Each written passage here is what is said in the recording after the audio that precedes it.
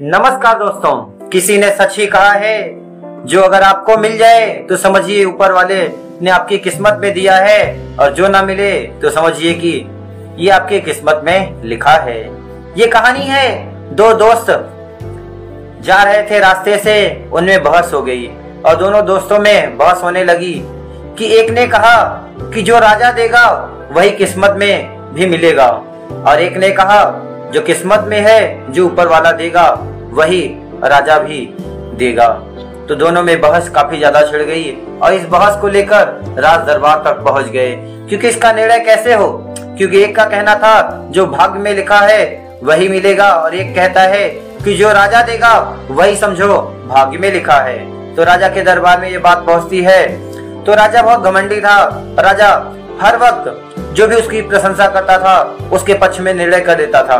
राजा के सामने जब दोनों ने अपनी अपनी बात रखी तो राजा बहुत प्रसन्न हुआ।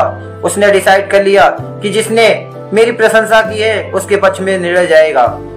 लेकिन वहां बैठे राज दरबार और मंत्रीगण थे, उनकी भावनाओं को देखते हुए वो सोचा कि अगर मैं इसके पक्ष में निर्णय करूंगा तो लोगों को लगेगा राजा बहुत घमंडी है और केवल अपनी प्रशंसा करने वालों के पक्ष में ही निर्णय देता है। इसे देखते हुए राजा ने दोनों को एक छोटी छोटी पोटली दी। एक को कद्दू दिया और दूसरे को एक बहुत बड़ा, क्या बोलते हैं जिसे हम उसको, तरबूज। एक को तरबूज दिया गया, एक को कद्दू दिया गया। तो दोनों लेके जाते हैं रास्ते में। अब दोनों में कद्दू और तरबूज थे।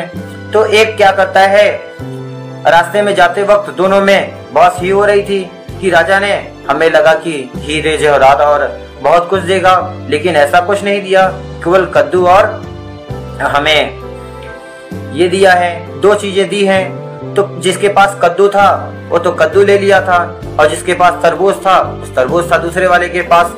तो तरबूज वाला क्या करता है, जिस दूसरे नंबर के पास जो तरबूज था वो कहता है कि अभी तो मुझे भूख नहीं है। पहले वाला कहता है मुझे बहुत तेज भूख लगी है, मुझे ये दे दो, बहुत दिनों से खाने की इच्छा है, मैं तरबूज खरीद नहीं पा रहा हूँ। तो क्या करता है, उसे दे देता है। वह रास्ते में जाते जाते उसको एक किसान से एक चाकू लेके मांग के खा लेता है। जबकि कद्दू जिसके पास था वो लेके जाता है, जबकि पहले नंबर के पास कद्दू था, लेकिन वो क्या किया, अपने सामान को बदल देता है। तो लेके जाता है घर पे। दोनों लोग 1 महीने बाद राजा के दरबार में पेश होने वाले थे। तो पहले वाला तो खा के खत्म कर दिया, जबकि दूसरे वाले ने जब गया घर पे, कद्दू देखा तो कद्दू की सब्जी बनवाने के लिए सोचा, तो चाकू से जैसे कटवाता है तो उसमें हीरे जवाहरात और बहुत कुछ निकलते हैं। बहुत ही प्रसन्न होता है। तो 1 महीने धीरे धीरे बीत जाता है और उसके बाद वो दोनों राज दरबार में पहुंचते हैं। तो राज दरबार में पहुंचने के बाद दोनों अपनी बात रखते हैं। राजा कहता है पहले वाले से खुश हो ना। पहला वाला कहता है आपने तो मुझे केवल तरबूज दिया था, मैं कैसे खुश हो सकता हूँ, उसमें तो कुछ नहीं थे। जबकि दूसरा वाला कहता है हाँ राजा, मैं खुश हूँ क्योंकि उसमें हीरे जवाहरात भरे हुए थे।